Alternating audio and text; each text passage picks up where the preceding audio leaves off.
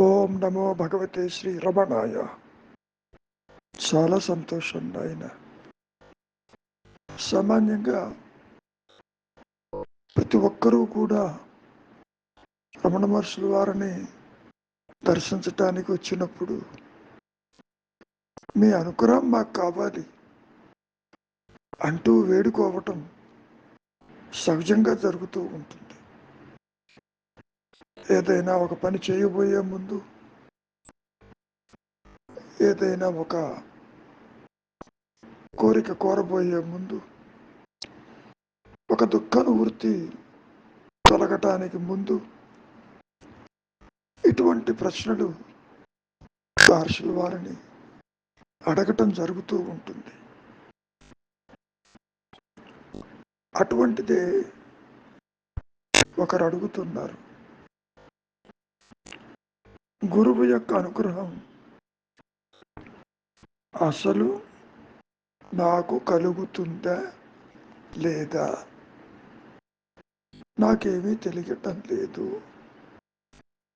నేను ఎక్కడా కూడా సక్సెస్ కాలేకపోతున్నాను, అనుగ్రహం ఉన్నట్టు నాకు ఎలా తెలుస్తుంది, తెలియటం లేదు.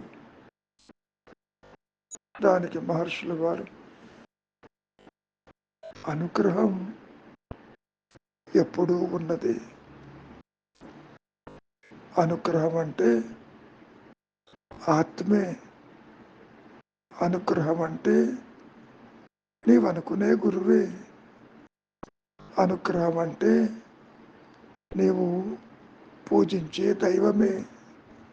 అనుగ్రహం అంటే శాశ్వతమైన నీ సహజత్వము. అనుగ్రహం అంటే ఎరుక మాత్రమే. అనుగ్రహం అంటే నీ ధర్మము, నీ లక్షణము. అంటే ధర్మమేమిటి, లక్షణమేమిటి నాకు తెలియటం లేదే.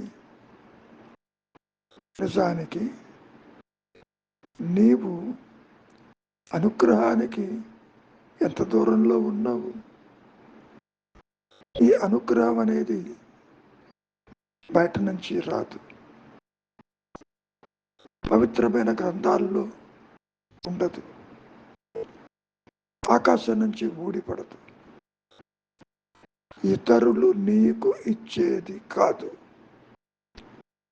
అందించేది కాదు. నువ్వు అనుకుంటావు భగవంతుడు అనుగ్రహం గనక ఉంటే, గురువు అనుగ్రహం ఉంటే నేను ఏదైనా సాధిస్తాను అని. ఒక విషయం గుర్తుపెట్టుకో, నీ సహజ ధర్మమే అనుగ్రహం, నీ ఆత్మే అనుగ్రహం, నీ ఎరుకే అనుగ్రహం. ఒకవేళ కొత్తగా వచ్చేదైతే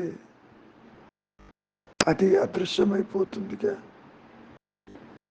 దానివల్ల ప్రయోజనం ఏంటి? ఇంకో రహస్యం ఏంటి అంటే, ఆత్మే అనుగ్రహము, ఆత్మే గురువు, ఉన్నదే అనుగ్రహము, ఉన్నదే ఎరుక అని ఎన్ని రకాలుగా చెప్పటానికి కారణం అనుగ్రహం స్వయం ప్రకాశం. అది ఏదో కాదు. ఇందాక చెప్పినట్టు నీటికి శీతల ధర్మము, అగ్నికి ప్రకాశించే ధర్మము, గ్రహించే ధర్మము, వాయువుకి చంచల ధర్మము. మరి ప్రకృతిలో ఎన్ని ధర్మాలతో అది కూడుకుని ఉన్నప్పుడు మరి నీ ధర్మము ఆత్మే ధర్మం, అనుగ్రహమే ధర్మం. నువ్వు ఎంతసేపటికి ఆత్మని నువ్వు విడిగా ఉంటూ దర్శించాలని అనుకుంటున్నావు. అది ఎలా సాధ్యమవుతుంది? నీ కళ్ళని చూపమంటే ఎవరైనా చూపగలరా? అది సాధ్యమేనా? ఇక్కడ కూడా అంతే. అయితే ఇంకా నీవు అడుగుతున్నావు, నాకు తెలియటం లేదు, అనుభవానికి రావటం లేదు అని. దానికి మహర్షుల వారు స్వార్పణం వల్ల, సరెండర్ వల్ల, అహంకార రహితం వల్ల, వ్యక్తిత్వము తల ఎత్తకపోవటం వల్ల నీకు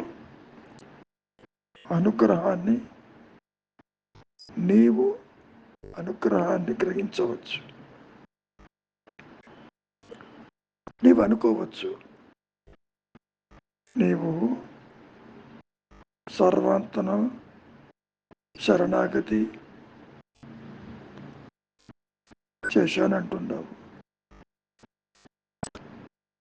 నా హృదయం నాకు తెలిసినంతగా మరెవరికి తెలియదంటున్నావు. అయినా కానీ అనుగ్రహం నా ఛాయికి రాలేదు. ఇక్కడ నా హృదయం నాకు తెలిసినంతగా ఎవరికీ తెలియదు అంటే, ఇక్కడ హృదయం అనేది ఆత్మస్థితిగా చూడటం లేదు, మనస్సుగా చూస్తున్నాడు, అహంకారంతో చూస్తున్నాడు, వ్యక్తిత్వంతో చూస్తున్నాడు. నా సంగతి నాకు బాగా తెలుసు, నాకు అనుగ్రహం ఎక్కడా కూడా గోచరం కావటం లేదంటాడు. దానికి మహర్షుల వారు, నీవు గనక నిజంగా శరణాగతుడివైతే, పూర్ణ శరణాగతుడివైతే, ఆ ఉच्चతర శక్తికి, ఆ దైవానికి, ఆ గురువుకి ప్రశ్నించేవాడెవడు ఉంటాడు? ఈ ప్రశ్నలు తల ఎత్తవు కదా. అయినా కానీ నీవేమంటున్నావు? నేను శరణు పొందాను, మరి సందేహాలు వస్తూనే ఉన్నాయి అంటూ చెప్పటం మొదలుపెట్టాడు. నిజంగా నీవు శరణు చొచ్చితే అడిగేవాడేడి? సందేహం వచ్చేది ఎవరికి? ఉండదు కదా. నిజానికి ఈ అనుగ్రహం అనేది జ్ఞానము, అది శాశ్వతమైనది, ఏ మార్పుకి లోను కాదు. నీ అభిప్రాయాలు, నీ ఆలోచనలు, నీ దృష్టికోణము, అది నీ నిర్ణయం. తప్పు మరెక్కడ ఉండగలదు? నీ ఆలోచనలోనే, నీ బంధాలలోనే, నీ వాసనలలోనే. నీవిక్కడ ద్వైత జ్ఞానం అంతా తెలుసుకుంటున్నది సత్యం అనుకుంటున్నావు. ఎవరు తెలుసుకుంటున్నారో కాస్త పరిశీలించు. తెలుసుకునేవాడు ఉన్నాడేమో చూడు. అదే నేనెవరన్నటువంటి విచారం. మరి నేను ఎంతో కాలంగా ఇక్కడికి వస్తూ పోతూ ఉన్నాను. నాకు ఎవరి సహాయం దొరకటం లేదు. మరేం చెయ్యాలి? ఈ సందర్భంలో తాయుమాను వారు చెప్పిన విషయాన్ని మహర్షుల వారు ప్రస్తావించారు. ఇంతవరకు నీ యొక్క సంవాదం ఇంత దూరం సాగనిచ్చావు. నీ పలుకులు గ్రహించే యోగ్యతను సైతం ఇచ్చిన నీకు జయమోగుగాక, యూ విల్ బి సక్సెస్ఫుల్ అంటూ సంభాషణ ముగించారు. అయినప్పటికీ తాను మానసికంగా శరణు తెచ్చాను అని అనుకుంటున్నాడు. కానీ వ్యక్తిత్వం అనేది అలాగే ఉండిపోయింది. నాది, నేను, నా వాళ్ళు, పరాయి వాళ్ళు, నా కోరికలు, నా బంధాలు అంటూ నీవు అనంతుడివై ఉంటూ దేహానికి పరిమితమై గిరికీసుకుని కూర్చున్నావుగా. మరి నీవు దేహమేమో చూడు, పొరపాటునైనా ఈ దేహము తాను ఉన్నట్టు చెప్పిందే? ఆ దేహము నీవేనని నీతో చెప్పిందే? లేదు కదా. నీవంటున్నావు ఈ దేహము నాది అని. మంచిది అనుకో, కానీ విచారించు. నాది అని అనుకునేవాడు ఉన్నాడేమో చూడు. విచారించడం జరగటం లేదు. నీకు ఈ భ్రమకి, ఈ బంధాలకి, ఈ ఆలోచనకి కారణం అవిచారం. ఇదంతా సత్యం అనుకుంటున్నావు. ఒకవేళ సత్యమైతే నీ దేహము, నీ సంసారము, ఈ జగత్తు, ఈ పరిసరాలు, నీవు చూస్తున్నటువంటి ఈ చరాచర సృష్టి యావత్తు నీకు నిద్రలో కనపడుతున్నాయా? చెప్పు మరి. లేదు కదా. సత్యమైతే కనపడాలిగా. దీని అర్థం ఏమిటి? నీకు ఆలోచన లేనప్పుడు అవి అదృశ్యమైపోతున్నాయి. ఆలోచన ఉన్నప్పుడు మాత్రమే అవి నీకు కనపడుతున్నాయి. దాని అర్థం ఏమిటి? ఇన్ని అనర్థాలకి కారణం నీ ఆలోచన. ఆలోచన లేని మనస్సు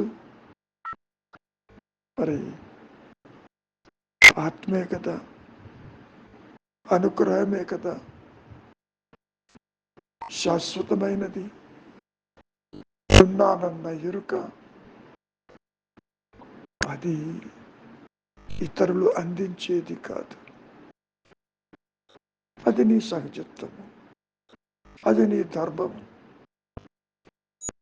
నీకు ఆ విషయం తెలియకపోవటానికి ముఖ్య కారణం అన్య చింతన, బాహ్య చింతన, లోక చింతన. ఎప్పుడైతే నీకు ఈ అన్య చింతన మొదలైందో నీ మూలానికి దూరమైనట్లుగా ఉంటుంది.